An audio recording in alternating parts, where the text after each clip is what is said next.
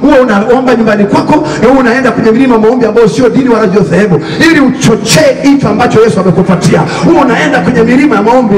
Hii ndio neema hii tunayoipata hapa. Unajua anapewa kitu gani? Nikazie macho, naambiwa mtu mmoja ataufanya uchaguzi wa amani. Mtu mmoja atafanya tupate rais mzuri. Mtu mmoja atapata maziwa mazuri. Mtu mmoja, nikazie macho, hiki kizito. Mtu mmoja akiomba atawafanya wanaotaka uongozi wasiende kwa wachawi na kwa waganga na kwa washirikina, watakwenda kwa Mungu. Mtu mmoja akasema, nimefunga kina manondo, hawataenda kule. Mtu mmoja Mungu anamtaka. Niangalie huzuni ya Mungu. Niangalie huzuni ya Mungu inayokuja. Mungu anasikitika sana. Sikia, anasikitika wakati umepewa neema hamuitumii. Mmepewa uhuru hamuitumii. Mmepewa kibali hamukitumii.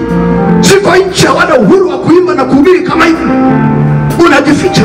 Sasa Mungu anasema amehuzunika. Moyo wa Mungu umehuzunika, unatoka damu. Kwa nini?